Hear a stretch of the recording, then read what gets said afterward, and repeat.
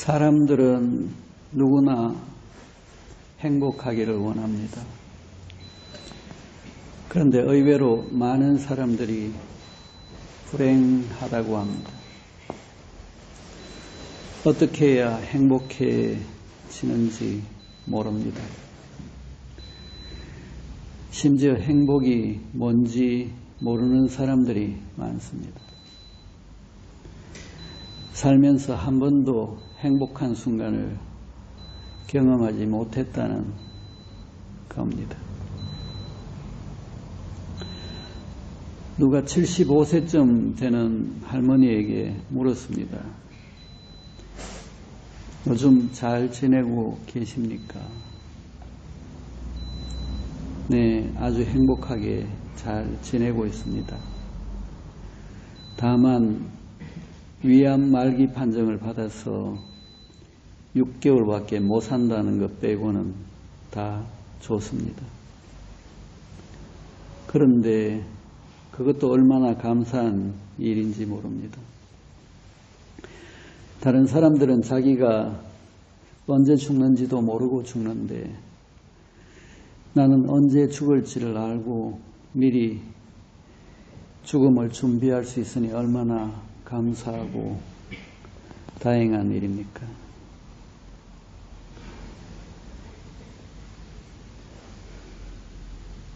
암에 걸렸지만 행복한 할머니입니다. 어떤 순간에도 감사하는 할머니입니다. 감사는 행복의 핵심적인 요소이며 행복의 기본 조건입니다. 감사할 줄 모르는 사람은 결코 행복할 수가 없습니다.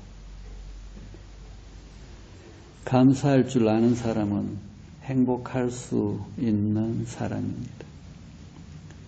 그래서 우울하다고 생각하는 사람이거나 불행하다고 생각하는 사람에게 행복 일기를 써보라고 권하는 경우를 들어봅니다. 또 스스로 행복 일기를 쓰는 사람들도 있고 그런 모임들도 있습니다.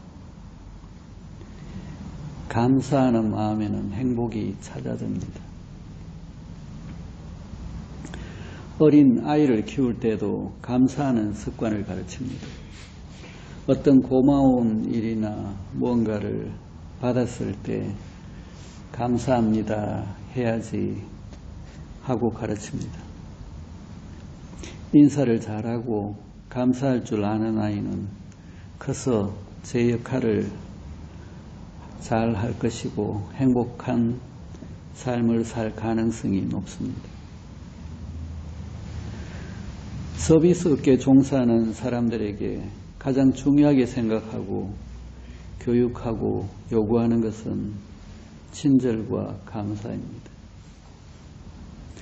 고객들에게 친절하게 응대하고 감사하는 직원은 고객을 감동시키고 만족감을 줄 것이고 다시 또 찾게 만들 것입니다. 이 감사는 사회생활에서도 중요한 덕목이 되고 감사할 줄 아는 사람은 주위 사람들로부터 좋은 영향을 주고 받습니다. 내가 이렇게 오늘을 살아가는 것은 많은 주위 사람들의 도움과 관심과 사랑 덕분입니다. 이 소통의 단계가 있고 깊이가 다르듯이 감사도 깊이와 무게가 다릅니다. 습관적으로 하는 감사가 있습니다. 그리고 입으로 하는 감사가 있습니다. 머리로 하는 감사가 있습니다. 그리고 마음으로 하는 감사가 있습니다. 형식적이고 훈련된 감사, 마음이 동반되지 않고 말로만 감사하다는 표현을 하는 것은 상대방에게 그 마음이 전달되지 않습니다. 감사의 두께가 얇고 가벼워서 무게가 얼마 나가지 않습니다. 그저 시간만 띄우고 봉급만 받아가겠다고 생각하는 직원의 손님 응대에서 가끔씩 볼 수 있는 모습입니다. 마음에서 나오는 감사는 안쪽 깊은 곳에서 나오기에 두께가 두껍고 무게가 많이 나갑니다. 그래서 상대방을 감동시키고 마음을 움직입니다. 손님을 단골로 만들고 사정으로부터도 인정받고 앞으로 계속 같이 일하고 싶어 합니다. 그런 사람은 나중에 독립해서도 성공할 자질을 갖춘 사람입니다. 조금 전에 감사는 행복의 기본 조건이라고 했는데 행복으로 연결되는 감사는 아주 가까운 가족이나 친구와 같이 있을 때 일어나기도 하지만 대부분 혼자 있는 순간에 일어납니다. 이 감사라는 글자를 보면 감자가 느낄 감자입니다. 고마움을 느끼는 상태입니다. 마음이 편안한 상태, 비워진 상태, 여유로운 상태에서 좋은 느낌, 고마운 느낌이 일어나면 행복한 상태가 됩니다. 우리가 살면서 겪게 되는 일들은 좋은 것도 없고 나쁜 것도 없고 그냥 그때 일어나는 상황입니다. 주어진 상황을 어떻게 받아들이고 어떻게 대처해 가느냐에 따라서 한 사람의 삶이 결정됩니다.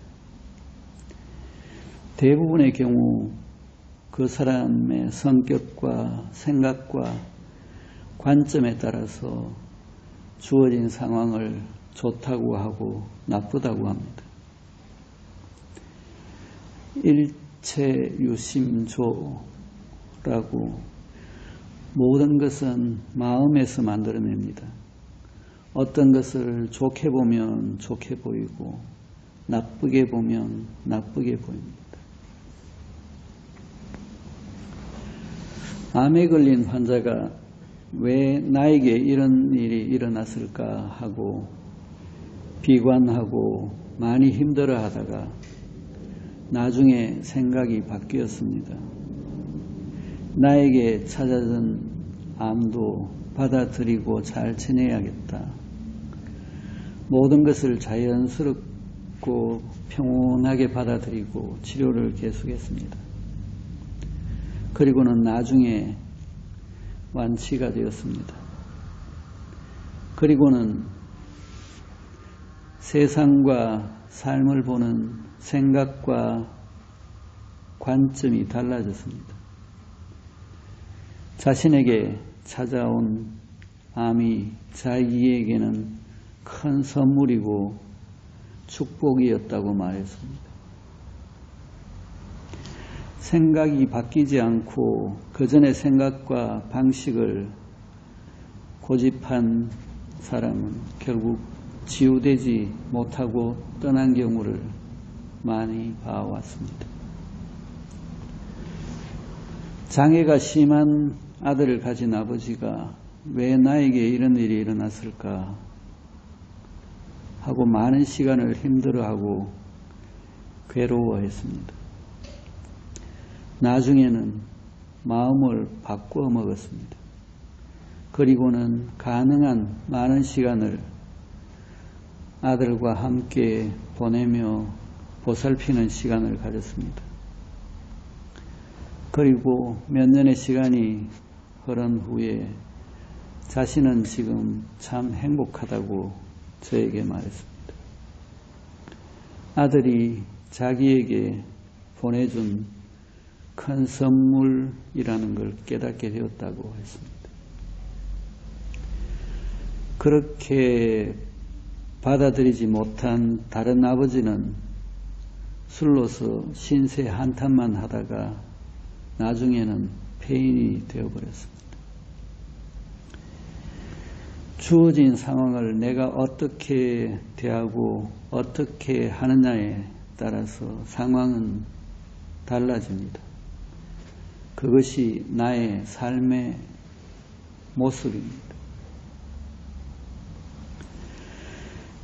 지금 현재 이 순간 사람들은 감사할 줄 아는 사람과 감사할 줄 모르는 사람으로 나뉘어집니다. 행복할 수 있는 사람과 행복할 수 없는 사람으로 나뉘어집니다. 행복한 사람과 행복하지 못한 사람으로 나뉘어집니다. 살면서 나는 마음 깊은 곳에서 고마운 느낌이 일어나는가? 당신은 행복하십니까? 하는 질문을 던졌을 때 행복합니다. 라는 대답이 나오지 않는 사람은 마음을 바꾸어야 합니다. 그래야 행복해집니다. 명상 수련을 어느 정도 한 사람이라면 자연스럽게 삶 속에서 행복감이 찾아들어야 합니다. 찾아들게 됩니다. 이완하고 가만히 바라보면 안정감이 찾아들고 평화롭고 좋은 상태가 됩니다. 그러면 나를 둘러싸고 있는 모든 것은 이 상태를 있게 한 선물입니다. 고마운 느낌이 찾아들게 됩니다. 행복감은 저절로 찾아와 나와 하나가 됩니다. 그리고 눈을 떱니다. 살면서 행동하고 겪게 되는 모든 것들은 새로운 가르침과 교훈을 주는 공부의 재료들입니다. 그러한 과정을 통해서 배우고 자라고 성숙해 갑니다. 나라는 존재는 그 자체로서 신비로운 현상이고 신비로운 존재가 살아가는 삶은 축복입니다. 신비롭고 고맙고 감사한 일입니다. 2024년 구정이 며칠 앞으로 다가왔습니다.